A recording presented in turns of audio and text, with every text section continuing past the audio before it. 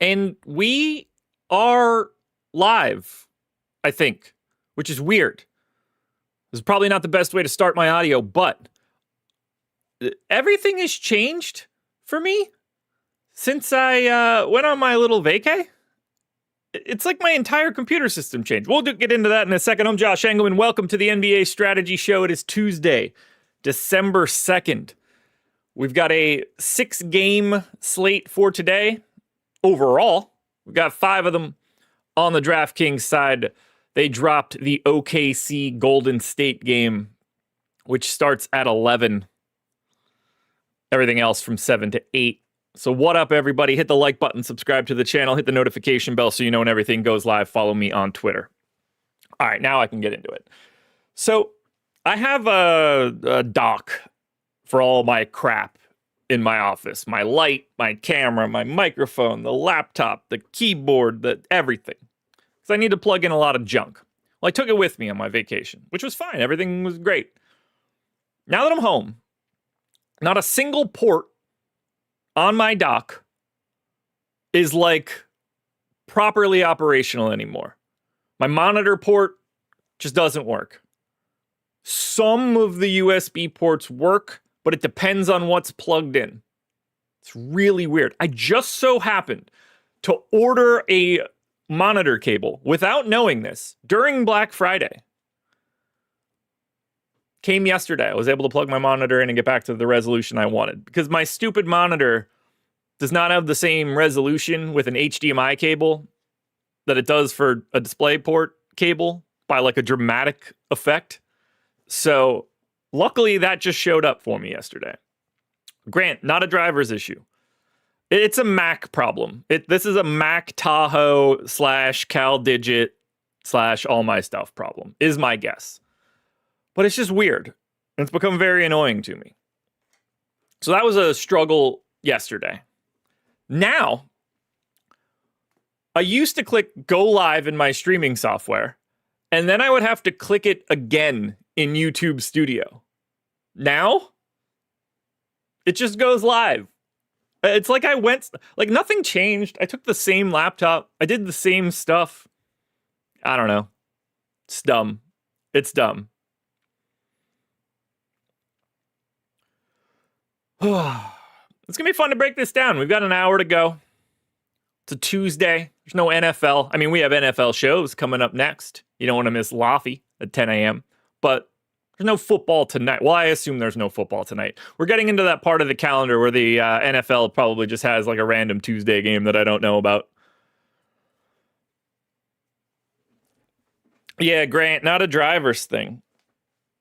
Not a driver's thing. Not for the Mac. For me, at least.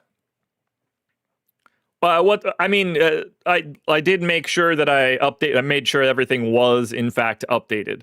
But yeah, I didn't even move my DisplayPort cable. It just sat on my desk. I unplugged these things, went on vacation, came back, plugged them back in, stopped working. So, I don't know. It's dumb. Kids are home for a snow day. Where do you live? Is that a rare snow day or a normal snow day? Like, is that one where they're going to be jacked up? Or is it one where like they're just used to it and you can do business as usual?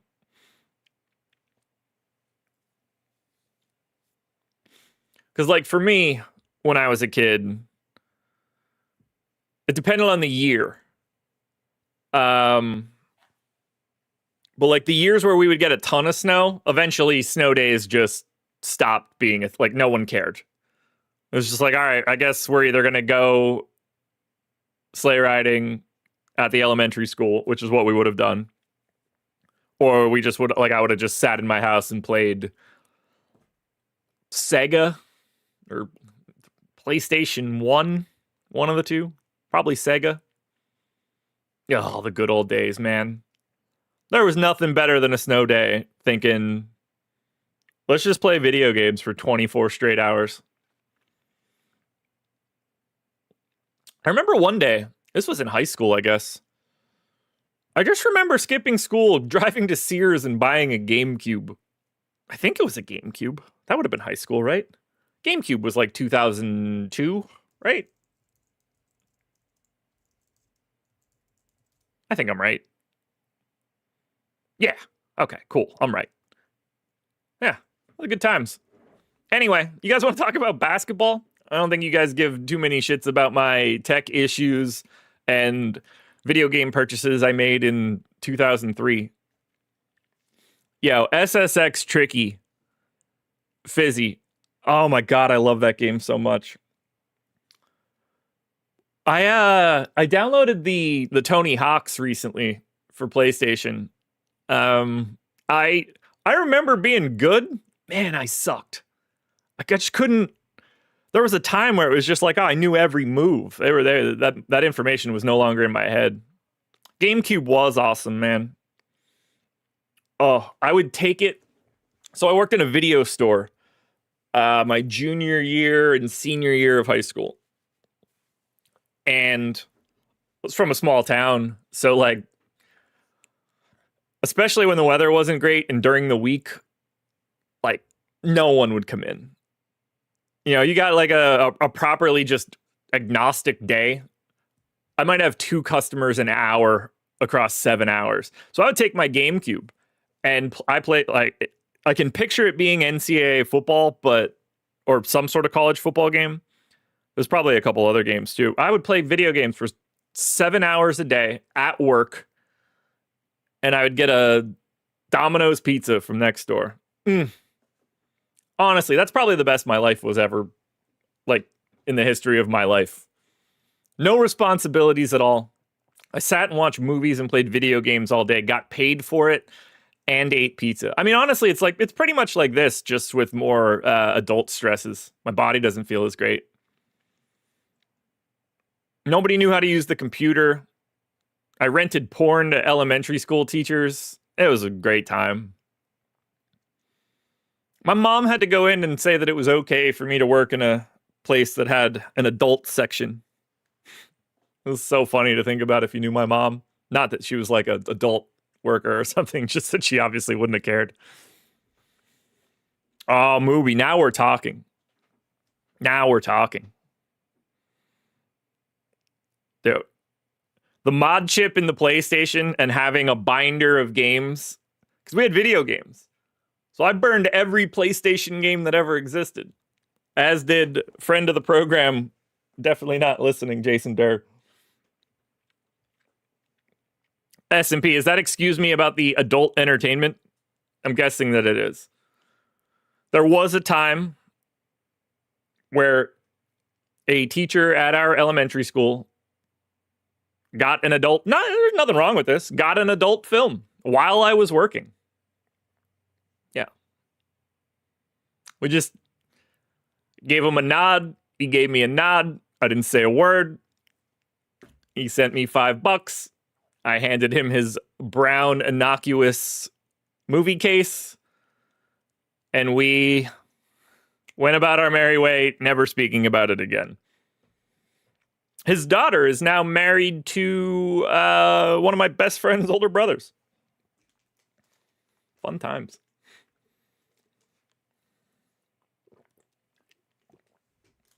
Yeah, I don't think he was pretty pumped to see me when he walked through the door. The good news is it's me. At that point in time, he had known me and known, like, yeah, he's probably going to let people know about this, but he'll be in a tight circle. Anyway, let's get into it. Actually, I did want to do one thing. This is something we haven't done really, and I think it would be fun to start the show off this way. I should have kissed him. There we go. We can definitely move on now. Thanks, Pete. I'm just going to pull up the post-contest sims for yesterday, because it's something I haven't touched on enough during the show, and we really should.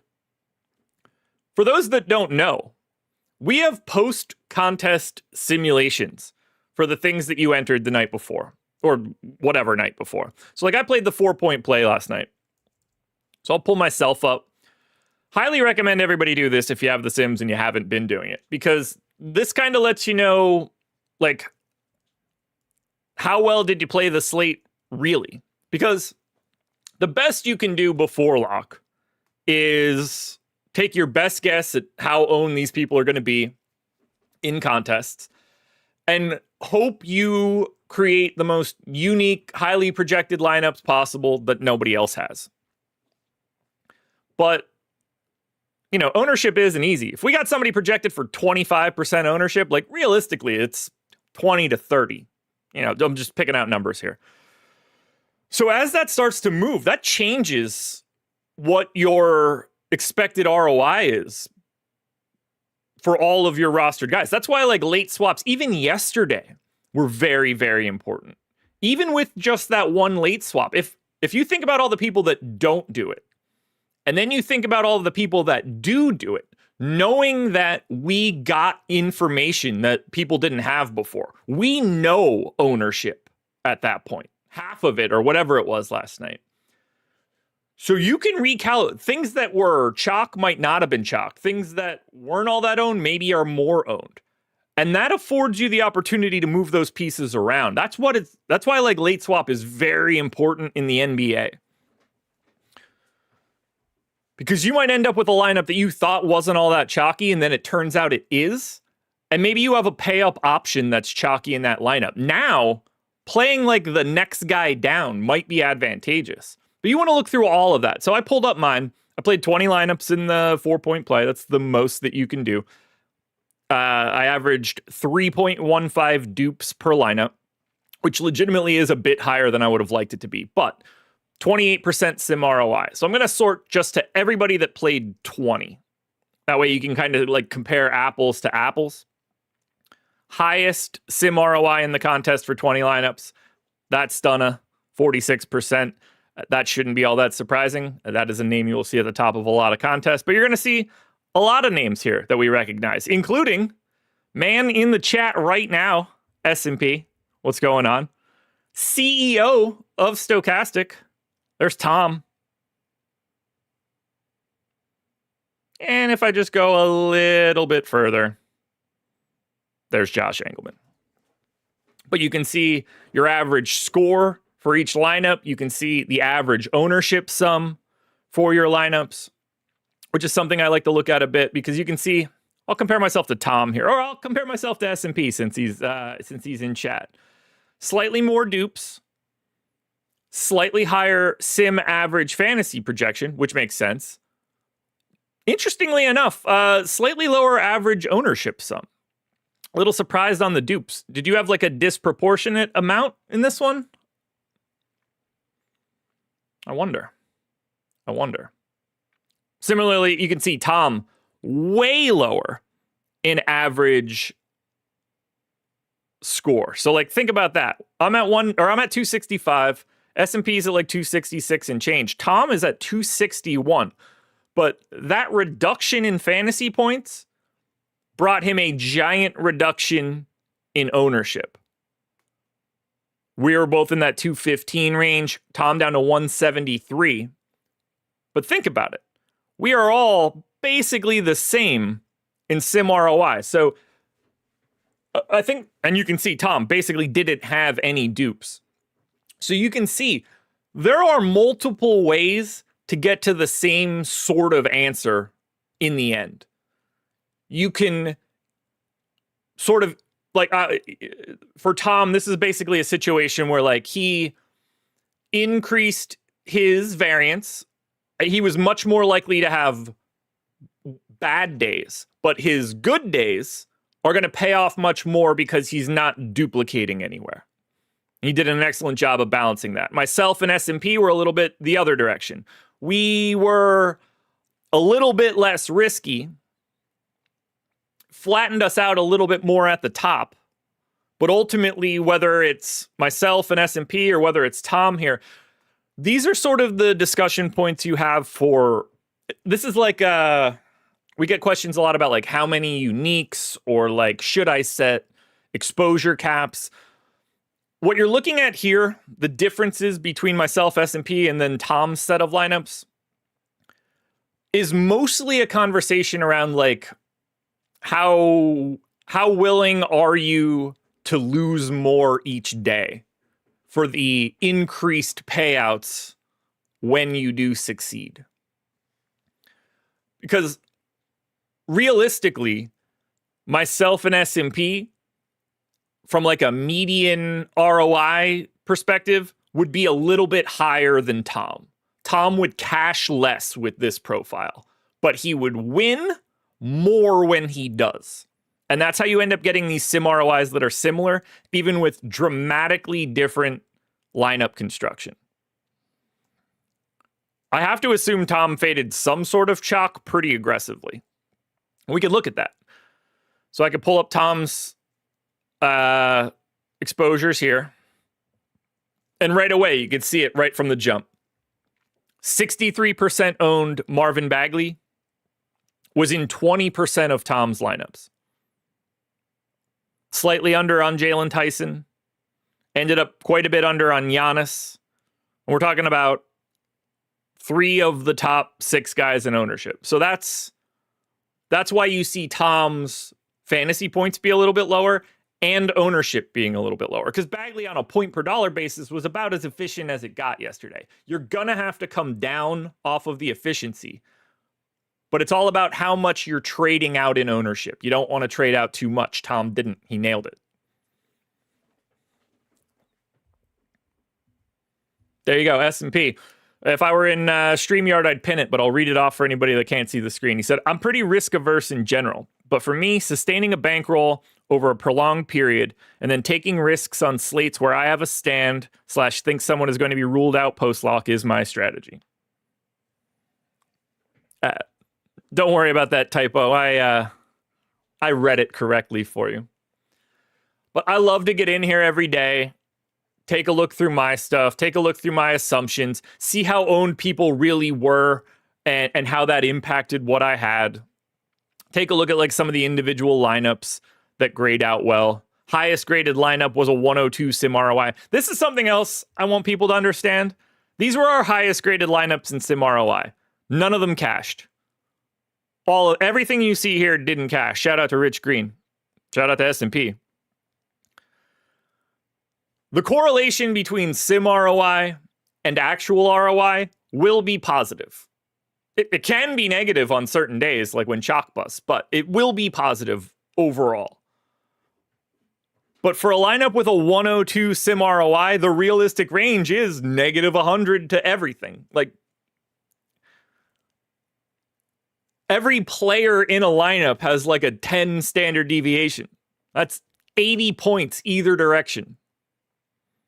The swings are wild, but you just want to get yourself in the best way you possibly can. We'll take a look at that moving forward. Let's break down the slate. Washington and Philly. Philly 12.5 point favorites at home, taking on the Wizards. So for Washington, they are on a back-to-back, and the most important and interesting piece here, they beat the Bucks yesterday by 3. And I'll tell you what. Had I known that game was going to have a 255 total, and it was competitive, I'd have played even more Giannis than I had. Who knew it was going to be a Kevin Porter Jr. day? Does S&P get to go on the Engleman family vacations? I mean, if we're talking about drafting people out of YouTube chat, he'd be pretty high on the list. Have to assume we'd have a good time. Worst case scenario, he doesn't like entertaining stuff out and about, and he and I nerd out over this stuff for 8 hours a day at a kitchen table. Best case scenario, we have some fun either other ways, like knocking back cocktails or eating bad food.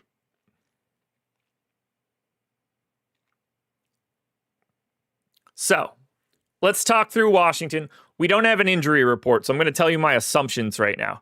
Saar, we know, is already out. Kispert, we know, is already out. My expectation is that Chris Middleton is not playing today.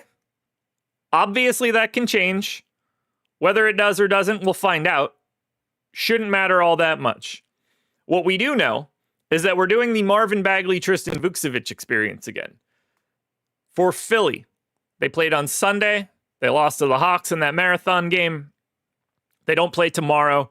Standard issue Sixers game. However, Q-tag Paul George, Q-tag Andre Drummond, no Embiid, no Oubre, no Watford. I'm not a square. I just play one in YouTube chat. I'm more of a square now than I ever was before. All right, so let's look at this game. Let's start with the ownership. Now, reminder, it's 9:22 a.m. Don't get married to these numbers. But 89% ownership to Marvin Bagley, 85% optimal. It's 5-game slate. He's $3,600.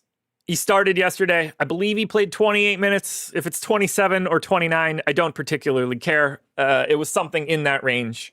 And if you project him for anything in that realm again, he's the clear-cut number one value of the day, and I have no idea what you would do to get away from him. That said, $3,200 Tristan Vukcevic is also center eligible. We're getting the same experience we had yesterday. 40% owned, 40% optimal. I have no disagreements with that one either. It is very difficult to not want to have one or both of those dudes today, especially against a Sixers team that is trotting out Andre Drummond, Adam Bona, or all of the other cast-off backup centers that aren't real people. There is one other big piece of ownership coming in here, though, and it is not a cheap guy. It is $9,900 Tyrese Maxey.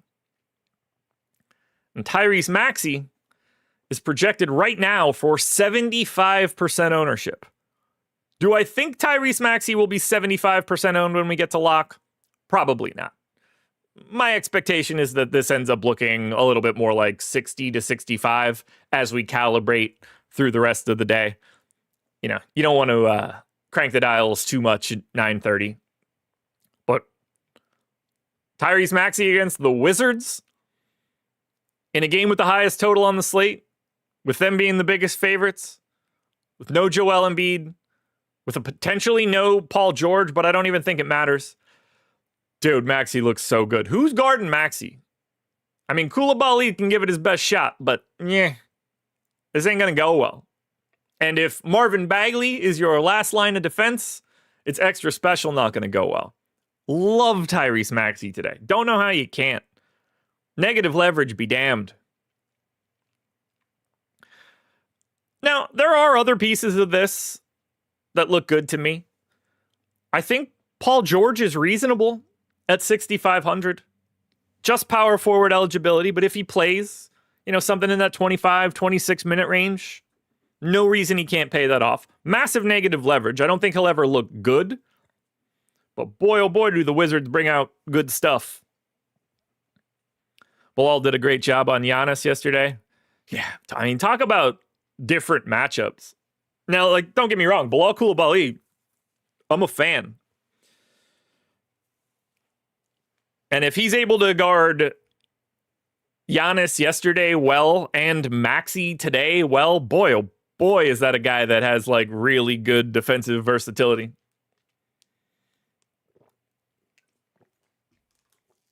How do I feel about Barlow? Let's look at him. Because the rest of these guys are all sort of like owned for the slate, whether that's McCollum, Grimes, McCain, Koulibaly, all in this like 10%-ish range. Cam Whitmore, assuming Chris Middleton is out, Cam Whitmore can be a thing at 3,700. Don Barlow's 4,800, 13% owned. We have 26% optimal. So like, remember, this isn't going to exist. That'll coagulate, or some fun word. I sound like Theo Von. So like if that ends up being like 18 and 18, I think that makes a ton of sense. But power forward center really helps here.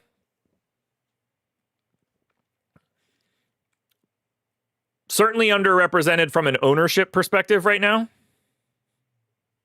But I have no problems getting to Don Barlow. So we've got Little bit of negative leverage on Maxey, but still one of the highest boom scores we're going to see. Same for Bagley. Vucevic is, right around neutral leverage. He's going to look great. And then, realistically, CJ, this is kind of where you probably draw the line in terms of like interest. Barlow, if he remains any sort of sneak. Grimes is fine. McCollum's fine. George may be over-owned, but still a guy you want to roster. And then like the Vucevic, Maxey, Bagley thing, I don't think you could really dodge that all that much.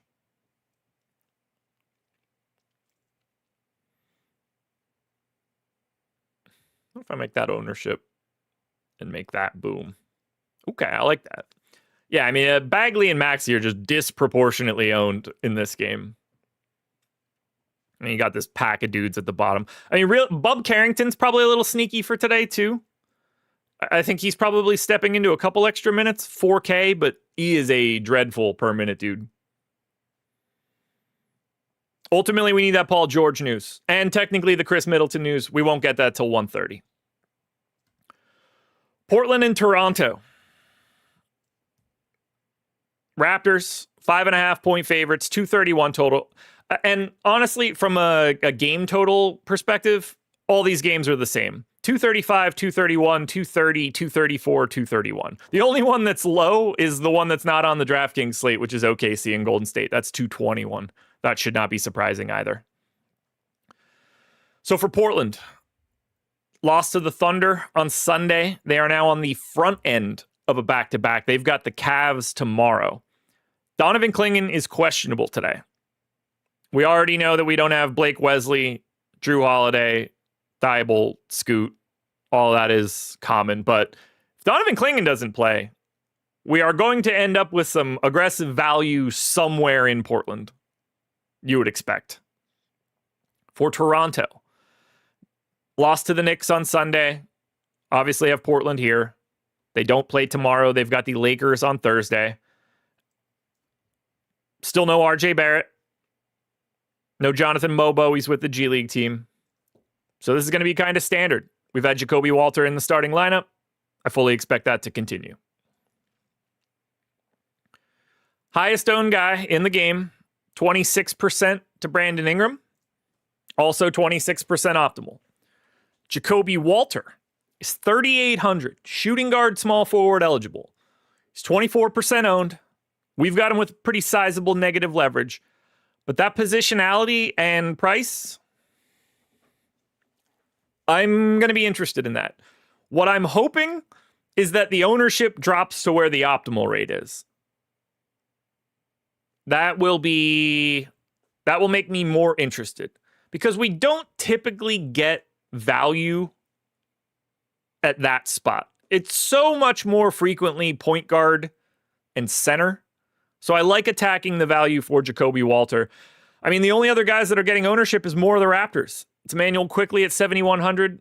It's Scotty Barnes at 8,900.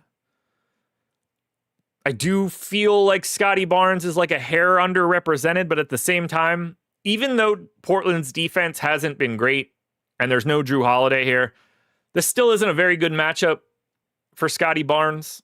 It could be a lot better if there's no Clingan. But between Kamara, Grant, Avdia, Clingan at the rim, this doesn't strike me as a great Scotty Barnes day unless the shot's falling. And with Scotty Barnes, you never know. Realistically, I think this is a massive boom bust day for someone like Brandon Ingram. I don't know this for sure, but I'm going to look it up right now. But I'm guessing Portland allows a lot of mid-range shots. I can't imagine they allow a ton at the rim. If they do, they're erasing them. But Portland right now. All right, they gave up 34% of shots at the rim, but they erased those, so that's fine. Interesting. Middle of the pack, 27%. They actually just limit threes. Yeah, I like this game more for Brandon Ingram.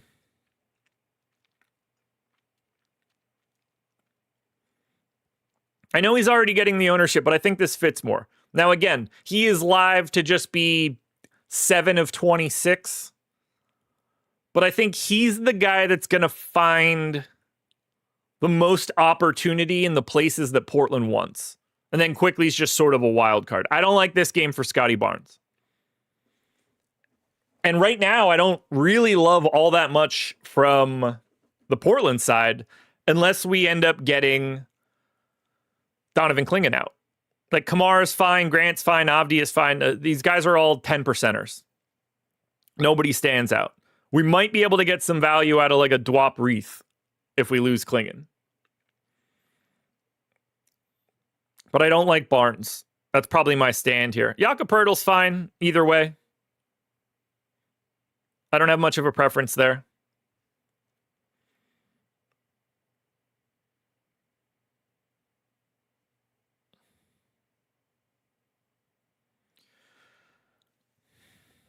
Yeah, I mean, the focus in this game is going to be Ingram, Quickly, Barnes, Avdia, and Poeltl.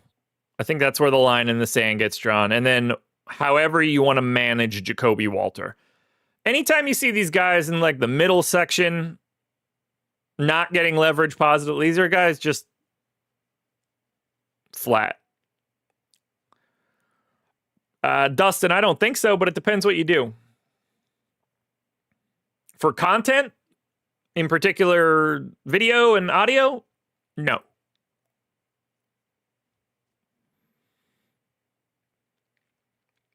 Back end, I don't know if the answer is yes or no, but realistically, could be. Now I want to go to the most fun game to me.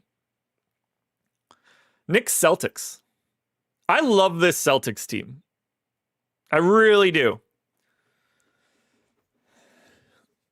They are so much better than people understand. And I am endlessly fascinated by what they're going to do over the next 2 months. Are they going to buy and then get Tatum back? What do they trade Anthony Simons for?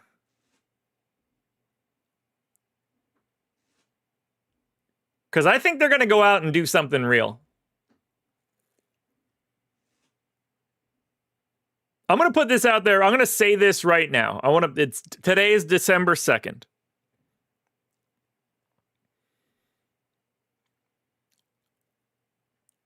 Barring injury, the Boston Celtics will make the NBA Finals. I'm going to bet that right now.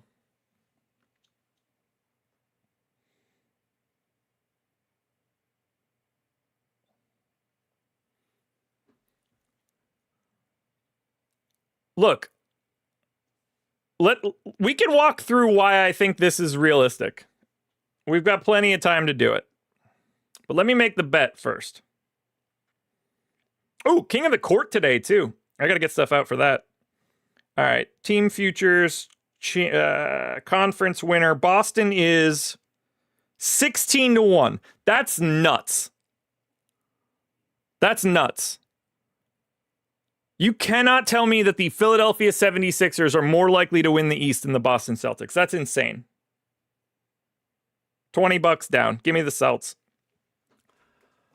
Here's my thought process. I don't trust anybody in the East, and I can't imagine anybody here does. I have no trust in the Cleveland Cavaliers. I have no trust in the New York Knicks. I think the Pistons can be the best team if they make a trade. Who am I missing after that? It's not like anybody's looking at this and thinking, oh, it's Miami, oh, it's Toronto. Like, no. Why can't they just beat all of these teams? What if Jason Tatum comes back? What if they trade Anthony Simons and Sam Hauser for another rotation piece? Can they get a Dylan Brooks type?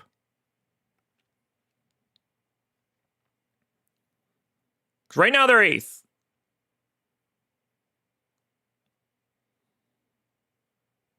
I'm a fan of this. Yeah, S&P, I'm with you there. I don't know what it'd be. So realistically, they could try to buy Pelicans pieces, Clippers pieces, Kings pieces. They could realistically get pieces from the Hornets, the Jazz, the Grizzlies.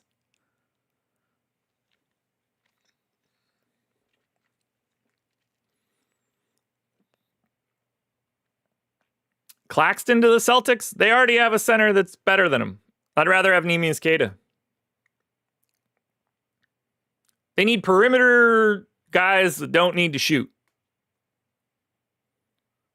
The type of things that Boston needs to acquire in this scenario are the easiest things to acquire. Your Royce O'Neals. Those types of dudes. Who would I take from the Kings? I mean, that's a bad example because the only one Keon Ellis. Travis, there you go. What would it cost Boston to get Keon Ellis? Nothing? They seem like the Sacramento would take him straight to UPS and pack him in a box. Keon Ellis playing like 18 minutes a night, guarding the other team's perimeter guard. Get him out there to like hound Jalen Brunson in a playoff series? Yeah. Yeah. That one's easy. Like, can you pry Scottie Pippen Jr. if he ever gets back from Memphis? That's not going to cost anything. Jackson if you mean Jaren Jackson, yeah, sure, I'd love that. That's not going to happen. If you mean Gigi Jackson, they shouldn't do that either. Why can't this team just win the East? There's not a single team that would scare me. Their offense is good right now. And the type of things they need to buy aren't expensive.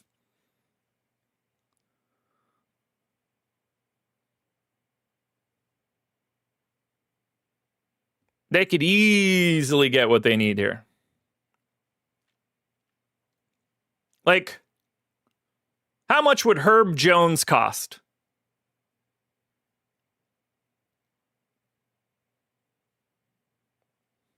Things like that. Oklahoma. There's no. Why are you making the team so bad? Derek White's awesome. Neemias Queta is good. Simons isn't.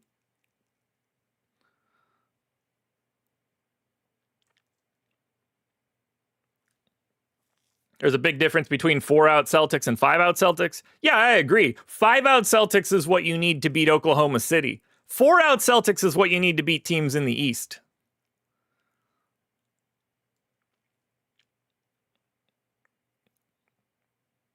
There's no scenario where the Celtics should trade Derek White for a center and keep Anthony Simons. It's Simons out unequivocally. If they wanted to play Anthony Simons more, they would. So this game,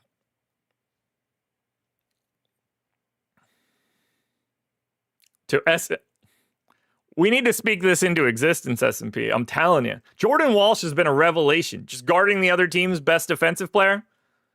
You get to play him as just like, I'm here, man. The Boston Celtics are going to win the East. So long as nobody gets hurt. Speaking of Boston, same normal rotation that we have right now. Nothing crazy. Knicks, slightly different. Just kidding. Same as usual. No OG Anunoby, no Landry Shamet. So this Boston Knicks game is a coin flip in the market. It's a real line. But we don't have all that much ownership. 25% to Jaylen Brown, 20 to Derek White, 15 to Queta, and nothing else.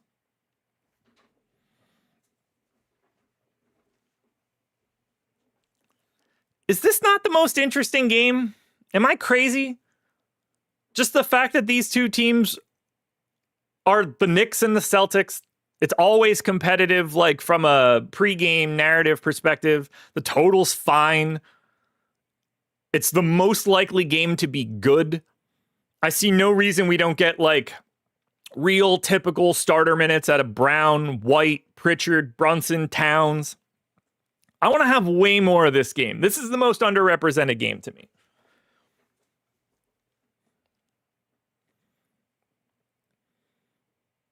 I don't know what I'm missing here, but I like this quite a bit.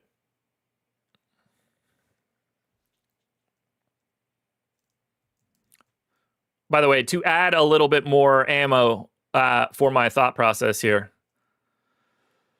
Boston Celtics, Jaylen Brown, Derek White, Peyton Pritchard. +9. If I handle a 50-50 luck adjustment on threes. +9.7 per 100 possessions with Brown, White, and Pritchard on. This team works, man. This team just works. And if we want to get cute and add Kada, in 252 minutes with Brown, White, Pritchard, and Kada on the floor, +15.6 net rating. +8.5 on offense, -7 on defense. I'm telling you, this team's really good. They're really good. And they're hiding in plain sight.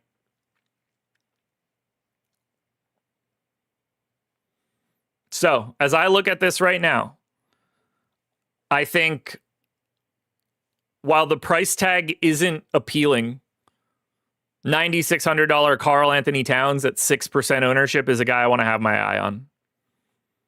$8,800 Jalen Brunson, 6% owned, is a guy I want to have my eye on. I think realistically, I have no problem playing a 7% owned Peyton Pritchard. $5,100 for Kada seems fine. I mean, I don't have anything to add on Jaylen Brown or Derek White, but I think these Knicks guys are too low owned. You guys want to join me here by getting a bit more of this game? I have to assume that you do.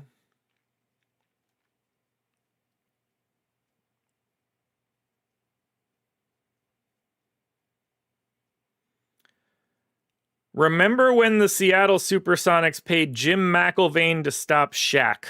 They seem light for a title run at center. I mean, not exactly a Shaq in the East right now. But if Jim McIlvaine's the guy you need to acquire, I think they can find somebody to foul a center 6 times for the league minimum. But in this chat, the amount of people that remember when the Sonics paid Jim McIlvaine to do anything is quite low.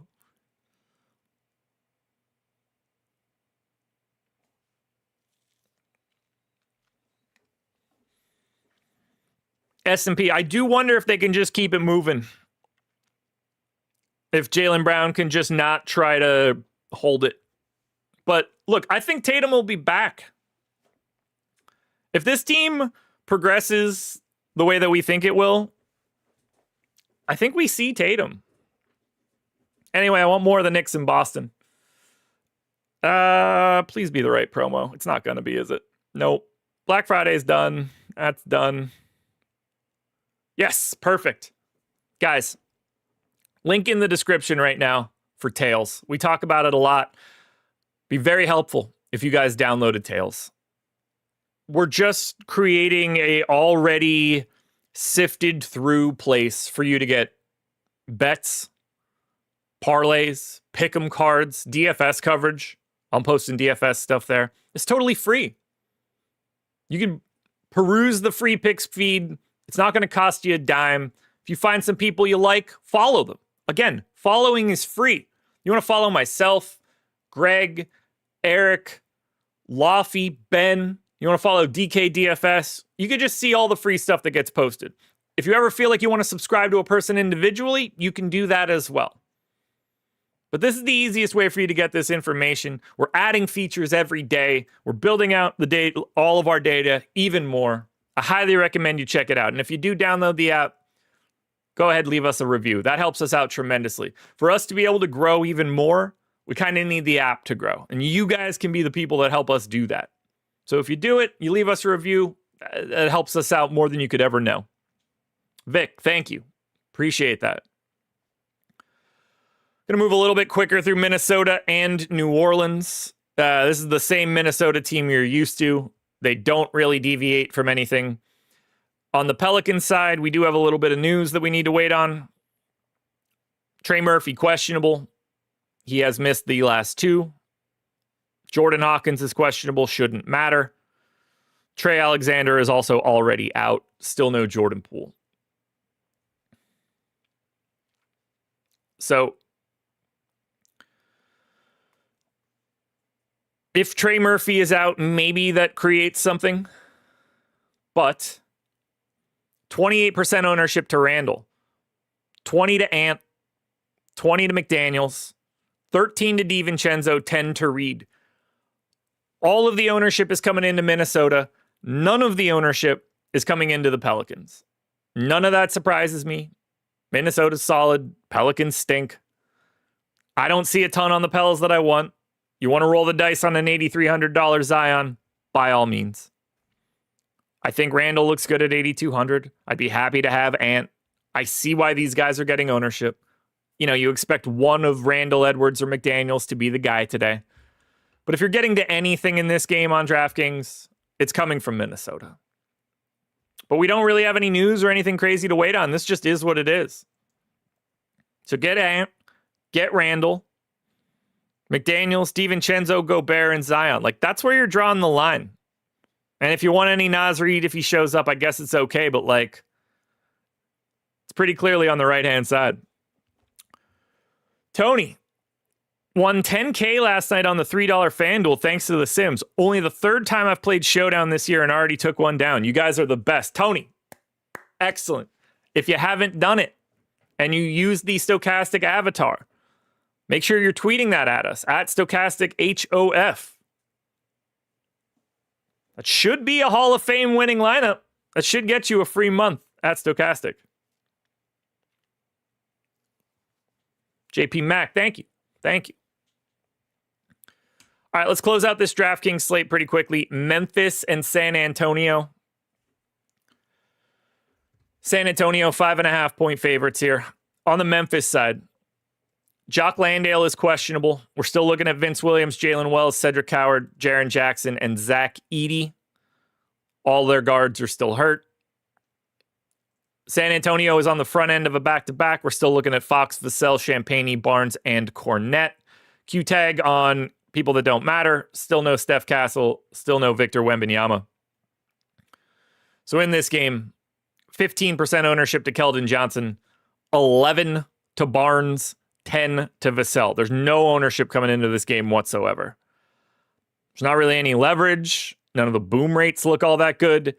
I hate this matchup because none of it stands out. You want to tell me Keldon Johnson has a good day, or Barnes, or Vassell, or Coward, or Vince Williams, or Julian Champagny? I believe all of those things. One of them is going to do it. They all look the same. It's all basically the same boom rate. They're all basically the same bust. None of them are all that optimal. None of them are all that owned. This is the hardest game to project as far as I'm concerned. You want to take a run at Triple J at 7,400, or a 9K De'Aaron Fox, or a $7,200 Zach Edey? I get it. This is not a spot that I like Edey all that much, by the way. I think this is, I think Luke Cornett's real. I don't think Edey just beasts here. Certainly can, big Edey guy, but I don't know how you prioritize a single thing in this game. Do you guys like anything here? I can't imagine you do.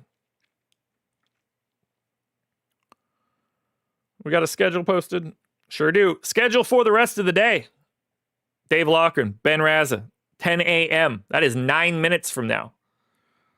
NFL Strategy Show, taking a look at next week. NHL Strategy Show at 1:30. Myself and Chris Spags, 5 p.m. for the NBA Deeper Dive. Greg Ehrenberg, Eric Lindquist, live before lock. One final thing here. OKC Golden State. This is not on the DraftKings slate. So we do have some pieces of this game that I'm just going to touch on because we need some news. Q-tag Jimmy Butler. Q-tag Trace Jackson Davis. No Al Horford. No Steph Curry. So, very different game. Right now, we're projecting Pods, Moody, Butler, Draymond, Post. Kuminga was back after their last game. Shocking. First one without Steph. Interesting timing. He played 19 minutes. Who the hell knows how much he's going to play? Could be an interesting GPP look. And then on the OKC side, they've got some people out as well. We're looking at a projected starting lineup of SGA, Wallace, Wiggins, Jalen Williams, and Chet. No Caruso, no Hartenstein, no Dort for this one. So, what are your thoughts on OKC minus 12? I don't like it. But it does make me think that Jimmy Butler isn't playing. And if that's the case, we're probably going to be looking at Pods, Moody, Kuminga, Green, and Post. That should be a real fun one at 11 p.m. But that's where we're at right now, folks. 5-game slate on DraftKings. Ooh, really, Travis? I just assumed they kept it. FanDuel dropped it too? Oh, nice. Well, then I don't care about that game in any way. I just assumed FanDuel had it. Because they really haven't been dropping those games.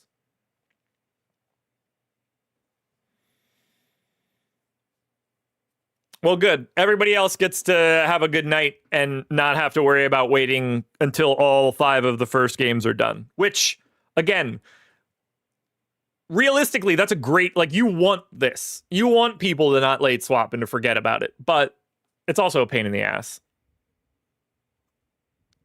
Is this Bizarro World words of affirmation for both Kada and Cornette? No, they're both good. They're both really good. It's probably why Luke Cornett's not on the Celtics anymore. That's why they have Kada.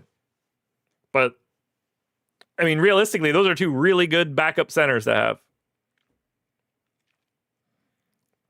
Alrighty, folks, that's going to do it.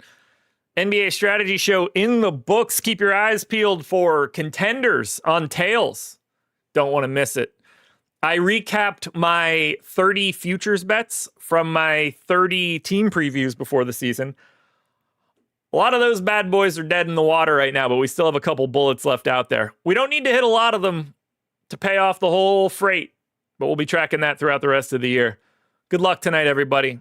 I will see you guys later. 5 minutes. Then you get NFL Strategy Show. Download Tails. Sign up at OddsShopper.